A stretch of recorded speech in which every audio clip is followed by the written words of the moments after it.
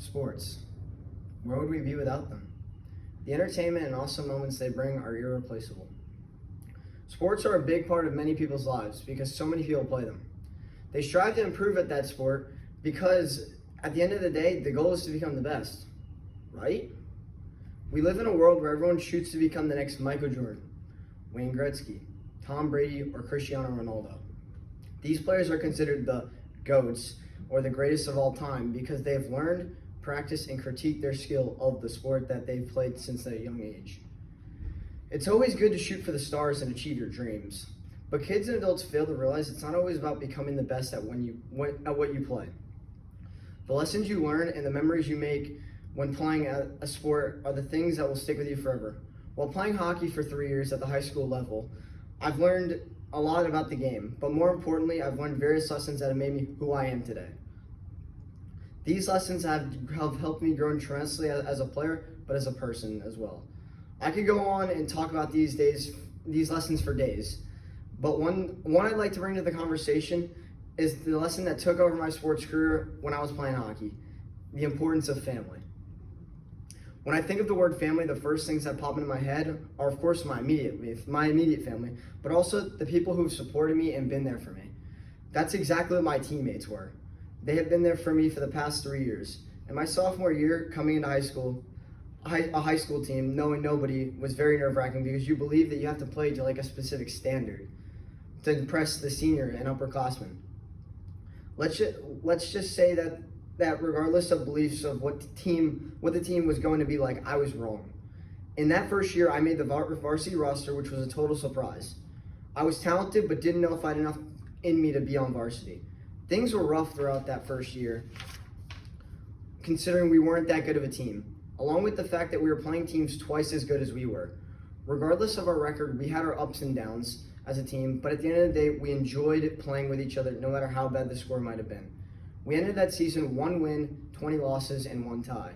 Now you're probably wondering, how is there any positives in a season like that? Let's just say we did one thing very good that season. We learned how to lose. We learned how to lose as a team. We even learned how to win as a team in getting 1 win that whole season. But the whole takeaway from that season, amid the losing and winning we did as a team, more importantly, winning as a team, more importantly, we did as a family. The team my sophomore year was my family. We made so many memories, just had so much fun every game, despite losing 2 games 14-1. Like I said earlier, losing became a regular thing that season. Of course, we didn't like to lose, but surprisingly, it brought us closer as a team, or in better terms, a family. We weren't good, but we had the most fun out of any team in the league once we learned how to lose. We started to realize that hockey wasn't just a game to be the best. It was to become closer with all your teammates. Hockey, like all sports, is about making lifelong memories and creating a family. That even when the team left the ice, the family was still there. That season, I made a great relationship with one of the seniors. His name was Jordan Jorgensen. He was one of those guys on the team that did everything good to pump up the team and get ready for us to play. He played the captain role that season because our coach didn't name one, considering how bad we were playing. I recall him here because on senior night, which was his last game because he was a senior and we didn't make playoffs, gave a speech that really solidified to me why the sport was more about family than anything. As he repeated us, he didn't care about our record and that tonight was all about playing as one team, one family. For that time, it spoke volumes. Amid his speech, I had flashbacks to the good times that we had that season. One being my first ever goal, which the whole team had jumped on the ice for. That speech will ring in my head for years to come because although we lost 14-3 that night, we enjoyed every single minute of it. We left it all out there. And when the final buzzer rang, it was emotional because even though it wasn't my last game, I knew it was the last time I'd ever play with that group again. The end of that season was pretty tough. Never did I thought I would get that close with a group of guys that I can now call my family. As the night continued and the game had ended, I was forced to start looking towards the future as to what the team would be like without Jordan and the 4 other seniors we had that year. Hockey, I thought, wouldn't be the same because I wasn't playing with that group of guys. As I held my head high, I questioned what the season would bring and if the games and all the experiences would be the same or just as good as as ones of the previous season. The new season has approached, and I didn't have any good feeling about it. It would be like the last one. Even though we kept 50 or so percent of our team from last year, things were bound to change, or I thought. The next season arose quickly, and my doubts were silenced from the first game. I had bonded with so many transfers and new freshmen that had come in. We had quickly become a family, enjoying so many great moments on and off the ice with each other. With the doubts I had coming in, I never thought my junior season would have been that fun. So many guys filled in roles as leaders that I lost when Jordan and some of the other seniors had graduated.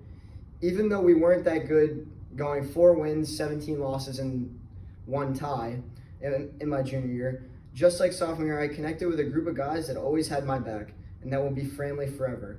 After that season, it reassured me my senior season was going to be one for the ages, because we only had 2 seniors, along with the fact that nobody else was leaving.